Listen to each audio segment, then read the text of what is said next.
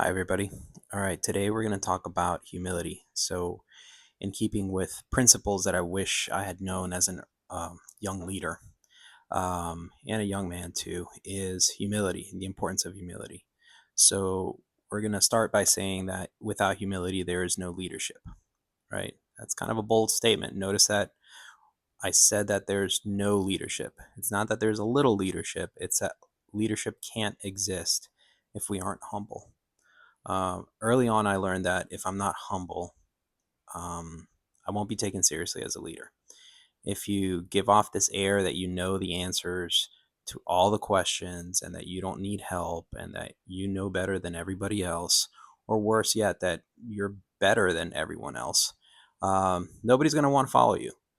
End of story. Like, that's it. You're not even going to be able to launch any leadership effort if that's the attitude you take towards others, right? So you have to be humble. And when you're starting off in a leadership position, we want to prove that we know what we're talking about. We want to prove that we're not idiots, right? So I get it, but that doesn't mean that we're jerks to other people or that we act condescendingly.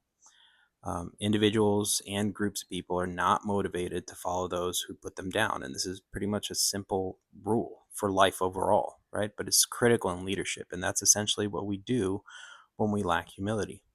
As you can imagine, this is not biblical leadership. Pride is a very common tool of the enemy to deprive us of life. 1 John 2:16 says that for all that is in the world, the lust of the flesh and the lust of the eyes and the pride of life is not of the Father, but is of the world. So pride's not just going to hinder your leadership, it's going to lead you to destruction. And we always have to be on guard against it. But if we humble ourselves before God and say, look, Lord, I may not know everything I'm doing or that you're doing in my life, but I trust that you're going to light the way. So humbling ourselves before God is the first step.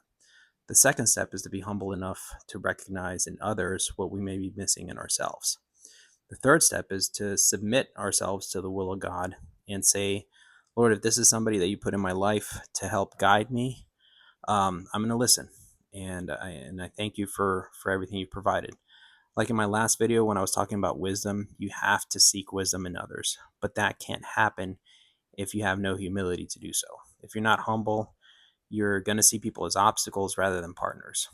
Worse yet, you're not going to be able to serve others, right? And that's a critical portion of leadership and a frame of mind that has to be developed early on. So be humble before God and your fellow man. Lead well.